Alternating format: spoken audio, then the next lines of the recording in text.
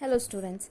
After we have studied or we have understood the phenomenon called radioactivity, now we move on to the properties of alpha, beta and gamma rays.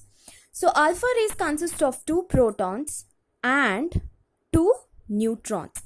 So this is almost similar or same as an atom which is helium, which is called as helium 4 or helium ions, that is He2 plus ions. And what about the beta rays? Beta rays are nothing but they are the fast moving electrons. They are the fast moving electrons which is emitted from the unstable nucleus. So these can be represented as beta 0 minus 1, which is a charge, or E0 minus 1. And what about now the gamma rays? So gamma rays, as you already know, it is an electromagnetic waves, correct, which is similar to that of X-rays and light, and their wavelength is 10 raised to minus 4 or 10 raised to minus 13 nanometer.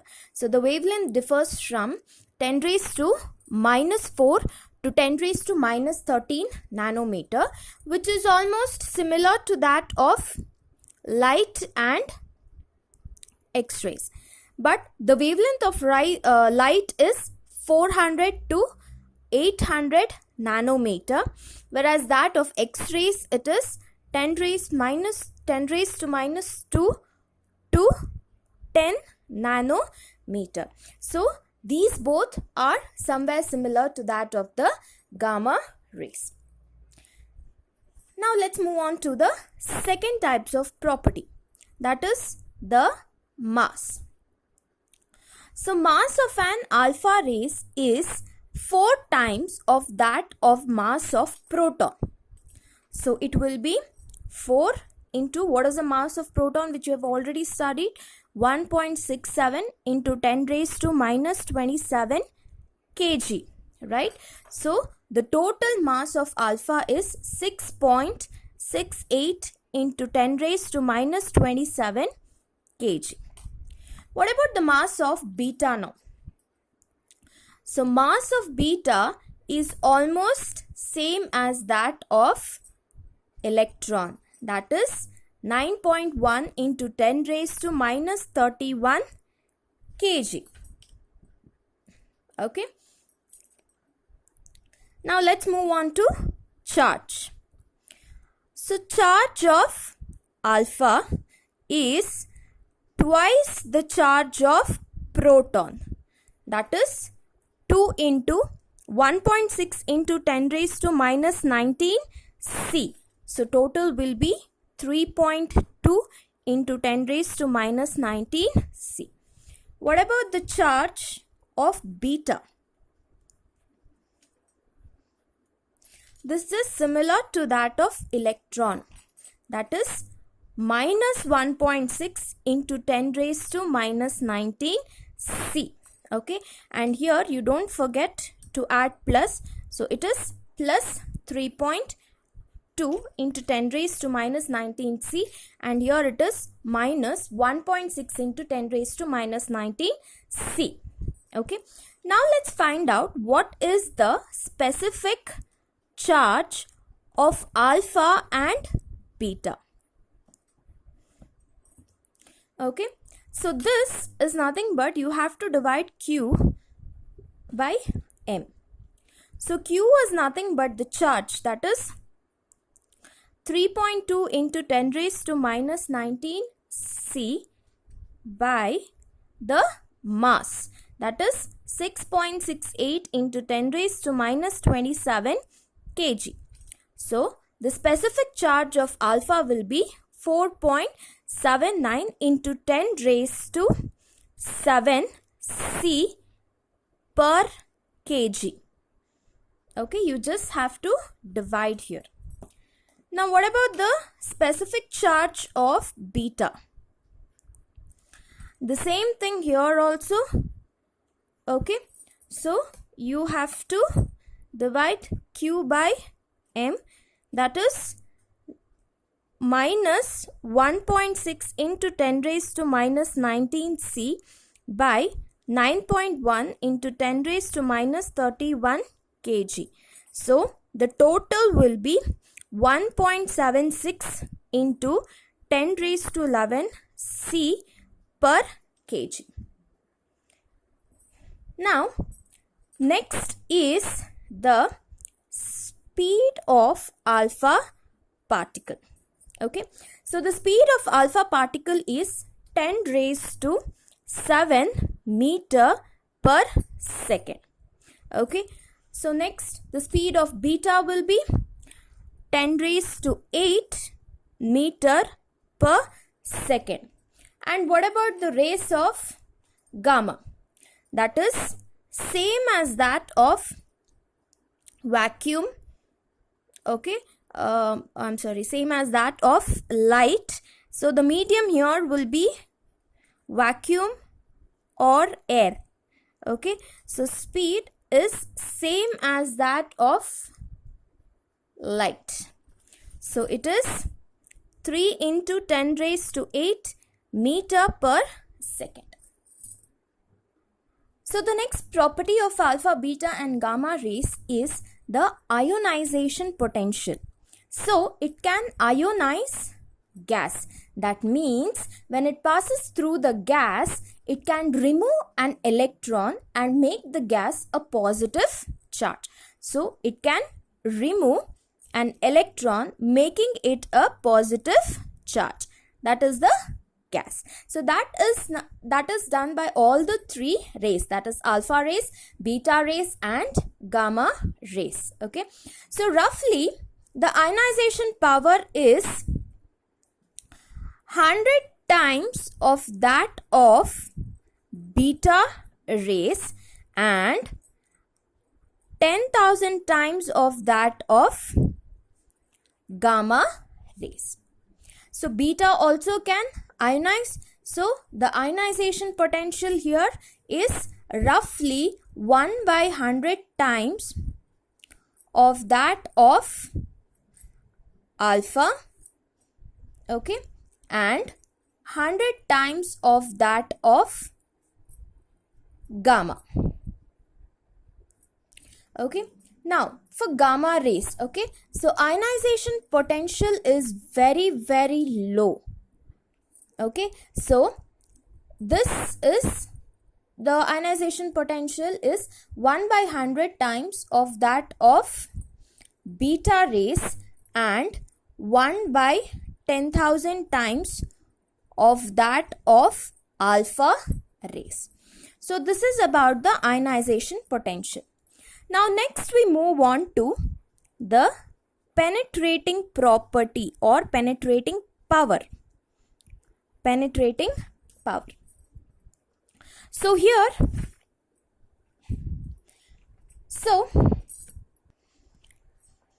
penetrating power is nothing but it rapidly disappears or dissipates in the medium. So it rapidly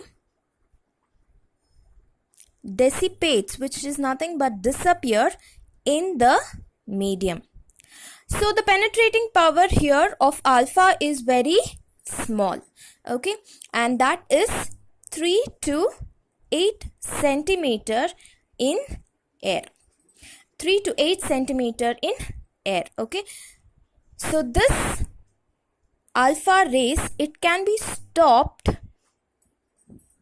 only by a thin card or a thick paper sheet. Okay, so the alpha rays, the emission of the alpha rays or the movement of the alpha rays can be stopped by a thin card or a thick paper. So penetrating power here of beta is more than alpha, but it is less than gamma. So nearly it is 5 centimeter in air. So this can be stopped by a 5 mm thick aluminium sheet. Okay, but it can pass by a thin card. It can pass through a thin card or aluminium foil. Okay, so the penetrating power of gamma rays is very, very high. Okay, it is 1 by 10,000 times of that of alpha and 1 by 100 times of that of beta. Okay, so it can be stopped only by a thick lead sheet. So the lead sheet has to be very thick, but it can pass through 500 meter.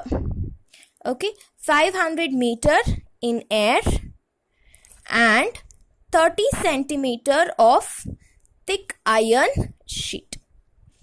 30 centimeter thick iron sheet. So this is about the penetrating power of alpha, beta and gamma rays.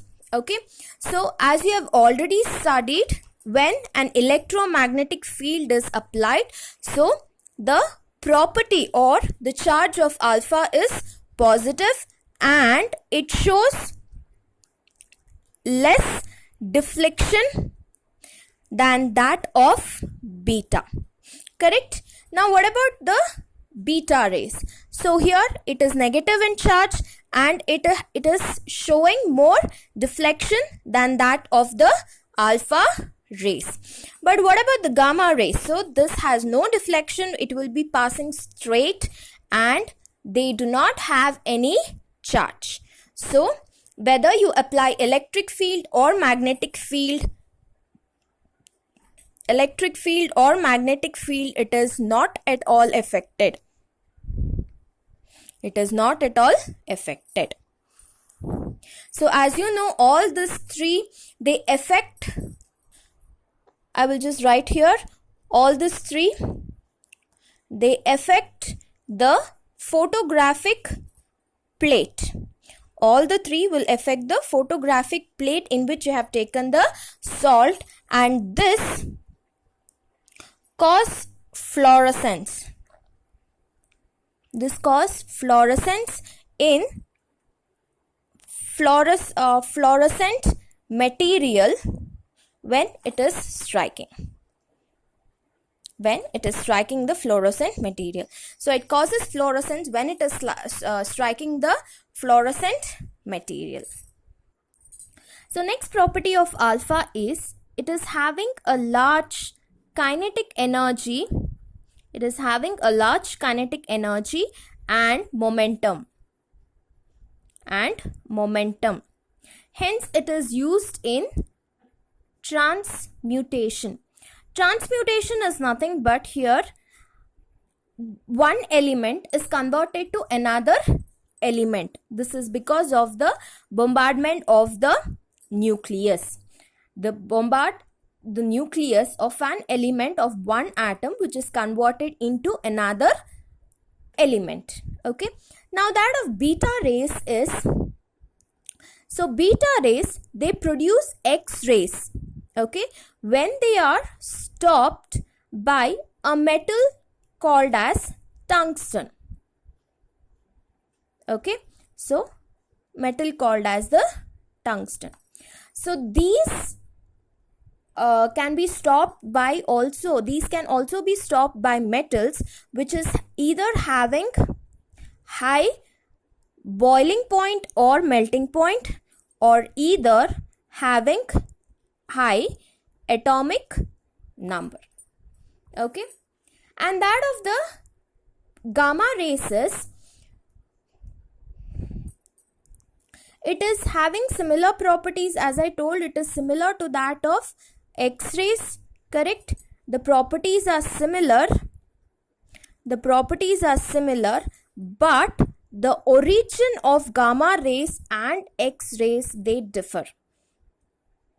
So gamma rays, they are given by nucleus, but X-rays, they are given by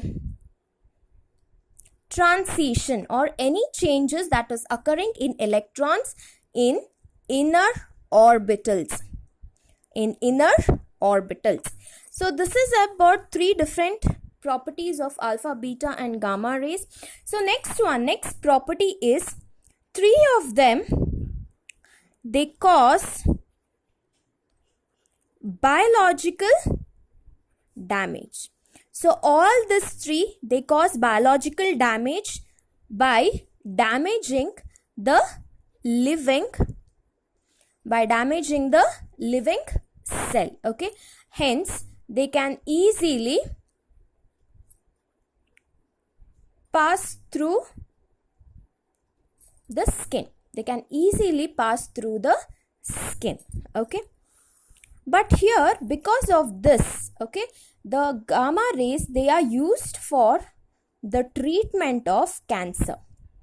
They are used in the treatment of cancer. The last property of alpha is, alpha, it can scatter and it can pass through thin mica. Mica is nothing but it is an insulator, or gold foils.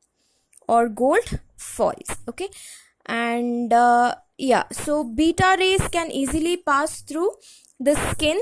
Okay, this also gamma rays can also pass through the skin, hence it is used for the treatment of cancer. So this is about the properties of alpha, beta and gamma rays.